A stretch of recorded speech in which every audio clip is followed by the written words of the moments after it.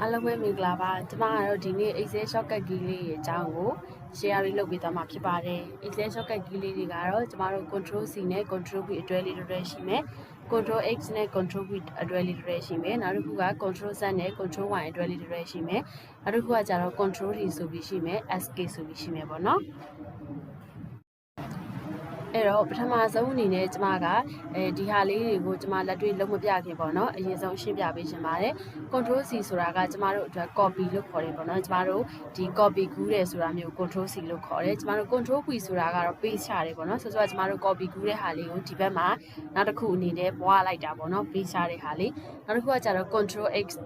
ဆိုတာကျမတို့ cut လုပ်တယ်ပေါ့နော် cut လုပ်တယ်ဆိုတာကကျမတို့ကဒီနေရာကနေဟိုနေရာကိုရွှေ့လိုက်တဲ့ဟာမျိုးပေါ့နော် Control V ကတော့ကျမတို့စောစောသိတဲ့အတိုင်း paste လုပ်တာပေါ့နော်အဲ့တော့ cut လုပ်ပြီး paste လုပ်တာဖြစ်တဲ့အတွက်ကျမတို့ဒီနေရာမှာမရှိတော့ဘဲတခြားနေရာကိုပြောင်းသွားတာလို့ဆိုလိုတယ်ပေါ့နော်နောက်တစ်ခုကကျတော့ Control Z နဲ့ Control Y Control Z ကကျတော့ကျမတို့ undo ဖြစ်ပြီးတော့ Control Y ကတော့ redo ဖြစ်တယ်ပေါ့နော်နောက်တစ်ခု Control D ကကျမတို့ paste လုပ်တဲ့နည်းတစ်မျိုးပဲဖြစ်တယ်ဒါတို့ပေမဲ့ကျမတို့အရေးကြီးဆုံးသိထားရမယ့်အချက်တစ်ခုက Control D ကကျမတို့ column တွေလိုက်အလုပ်လုပ်ပြီးမဲ့ row တွေလိုက်တော့အလုပ်မလုပ်ဘူးပေါ့နော်ဒါပေမဲ့ကျမတို့ဒီနောက်မှာဆိုလို့ရှိရင်ကျမတို့ဘယ်လိုလေးလက်တွေ့လုပ်ပြတဲ့အခါမှာ Control D ကဘယ်လိုလုပ်လဲဆိုတာသိချာကြည့်လို့ရတယ်ပေါ့နော် ESC ဆိုတာကကျမတို့ရဲ့ keyboard ရဲ့ထိပ်ဆုံးမှာပါတယ်ပေါ့နော် escape လို့ခေါ်တယ်ကျမတို့ဒီတစ်ခုခုကိုကျမတို့လုံးလက်စအလုပ်ကိုမလိုချင်တဲ့အခါမှာပြန်ထွက်ချင်တဲ့အခါမှာကျမတို့ escape လေးကိုနှိပ်ပြီးတော့ထွက်လေးရှိတယ်ပေါ့နော်ဒါလေးကတော့ကျမဒီအခုပြောပြမယ့် shortcut key လေးအကြောင်းကျမအကြံပြရှင်းပြပေးသွားတာဖြစ်တယ်ပေါ့နော်အဲ့တော့ကျမတို့ဘယ်လိုလုပ်မလဲဆိုတာကိုလက်တွေ့ကြည့်လိုက်ကြရအောင်နော်အဲ့တော့ပထမဆုံးအနေနဲ့ကျမက Control C Control V အတွဲလေးကိုပြောပြပေးသွားမှာပေါ့နော် Control C ဆိုတာကကျမဆက်စောကပြောခဲ့တဲ့အတိုင်းကျမတို့ဒီ copy ဖြစ်တယ်ပေါ့နော် Control V ဆိုတာတော့ကျမတို့ paste ဖြစ်တယ်ပေါ့နော်အဲ့တော့ကျမတို့ဒီလက်တွေ့လုပ်ကြည့်မယ်ပေါ့နော်အဲ့မှာဆိုရင်ပထမဆုံးအနေနဲ့ Control C ကိုကျမတို့အသုံးပြုမယ်အဲ့ဒီမှာကျမကဒီမှာ welcome to my channel ပေါ့နော်အဲ့ဒီစာသားလေးကိုကျမက select လုပ်မယ် select လုပ်ပြီးတော့ကျမရဲ့ keyboard ကနေကျမက Control C ကိုနှိပ်လိုက်မယ် Control C ကိုနှိပ်လိုက်မယ်ဆိုရင်ကျမရဲ့ဒီ welcome to my channel ဆိုတာလေးက selection ဖြစ်နေပြီအဲ့ဒီခါမှာကျမက paste ချမယ်အဲ့တော့ဒီလွတ်တဲ့အကွက်လေးမှာကျမကကာစာချမယ်ပြီးလို့ရှိရင်ကျမရဲ့ keyboard ကနေ Control V ကိုနှိပ်မယ်အဲ့ဒီခါမှာ welcome to my channel ဆိုတာလေးကကျမတို့ copy ပွားသွားပြီပေါ့နော်နှစ်ခုဖြစ်သွားပြီသို့ပေမဲ့ဒီမှာ Control C ရဲ့ဘေးမှာ welcome to my channel ပုံမှာကျမ selection လေးဖြစ်နေတယ်အဲ့ selection လေးကိုကျမကထွက်ရှင်တဲ့အတွက်ကျမက ESC ကိုနှိပ်ပြီးထွက်လိုက်ပါမယ်အဲ့ဒီခါမှာကျမတို့ရဲ့ဒီ welcome to my channel ကနေပြီးတော့ကျမတို့ထွက်ခဲ့ပြီပေါ့နော်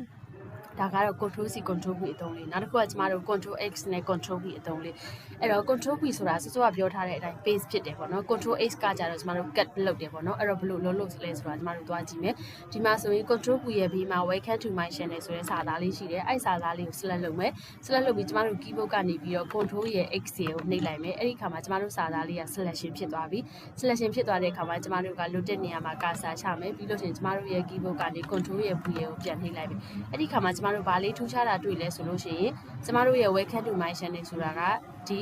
ပထမကကျမတို့အောက်က row column မှာရှိတယ်အခုတော့ကျမတို့က row မှာရှိတယ်ပေါ့နော်အခုတော့ကျမတို့ကအပေါ်က row ကိုရောက်သွားပြီအဲ့တော့ဒါက get လုပ်တယ်ပေါ့နော်ကျမတို့ဒီနေရာမှာရှိတဲ့ဟာကိုတခြားဒီအောက်မှာရှိတဲ့ row အောက် row မှာရှိတဲ့ဟာကိုကျမတို့ကဒီအပေါ် row ကိုပြောင်းချင်တယ်ပေါ့နော်ကျမတို့အပြီးရွှေ့လိုက်တဲ့သဘောပေါ့နော်ဒါကတော့ကျမတို့ Control X နဲ့ Control V ရဲ့အသုံးလေးပဲပေါ့နော်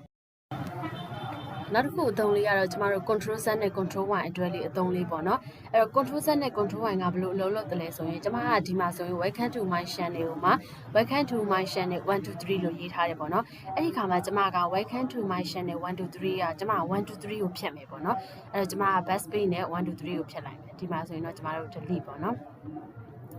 best page ပေါ့နော် best page နဲ့ကျမဖြတ်လိုက်မယ်ဖြတ်ပြီးတော့ခါကျတော့ကျမကဒီမှာ welcome to my channel ပေါ့နော်ဖြတ်ပြီးသွားတဲ့အခါမှာကျမပြန်စဉ်းစားတယ် welcome to my channel 1 2 3ကိုပဲကျမပြန်လို့ရှင်တယ်ဒါပေမဲ့ကျမကစာသားအနေနဲ့လည်းပြန်မြိုင်းရှင်မှုဆိုရင်ကျမတို့ control Z ကိုသုံးလို့ရတယ်ပေါ့နော် control Z ကိုပြန်သုံးတဲ့အခါမှာကျမပထမတွေ့ခဲ့တဲ့ welcome to my channel 1 2 3ကိုပြန်ရောက်သွားတယ်အဲ့ခါမှာကျမကကျမစိတ်ပြောင်းသွားတယ်ပေါ့နော်1 2 3ကိုကျမပြန်ဖြတ်ရှင်တယ်ပြန်ဖြတ်ရှင်တဲ့အခါမှာကျမကဒီထဲကိုသွားပြီးတော့လည်းမဖြတ်ရှင်ဘူးအဲ့ဒီခါမှာကျမ shortcut key သုံးလိုက်မယ် control Y ကိုသုံးလိုက်မယ်control Y ကိုသုံးလိုက်မယ်ဆိုရင်ကျမကဒုတိယကျမလုပ်ထားတဲ့အတိုင်း welcome to my channel 1 2 3ကပြတ်သွားပြီပေါ့နော်အဲ့လိုပဲဒါက control Z နဲ့ control Y ရဲ့အသုံးလေးပေါ့နော်နောက်တစ်ခုကျမတို့ control control ဒီဆိုတာကကျမတို့က paste လုပ်တဲ့နည်းတစ်မျိုးပဲတို့ပေမဲ့သူက row မှာအလုံးမလုပ်ဘူး column မှာပဲအလုပ်လုပ်တယ်ဒီမှာဆိုရင် welcome to my channel ဆိုတာကကျမတို့တစ်ခုရှိတယ်အဲ့တော့ကျမက welcome to my channel ကိုဒီအောက်ကအကွက်မှာလည်းကျမကရောက်ရှင်နေပေါ့နော်ရောက်ရှင်နေဆိုရင်ကျမက copy မကူပဲနဲ့ကျမက control T ကိုနှိပ်လိုက်မယ်အဲ့ဒီခါမှာ welcome to my channel ဆိုတာကကျမတို့ဆက်ပြီးတော့ဒီ copy လုပ်စရာမလိုပဲ auto paste ဖြစ်တဲ့သဘောပေါ့နော်အဲ့လိုမျိုးလေးရောက်လာတယ်နောက်တစ်နေရာမှာလည်းကျမကထားခြင်းနဲ့ control T ထပ်ထားမယ်အဲ့လိုပဲ welcome to my channel ဆိုတာလေးကလည်းဒီနေရာမှာဘယ်လိုလေးလက်ရောက်လာတယ်ပေါ့နော်ဒါကတော့ control T ရဲ့အသုံးပေါ့နော်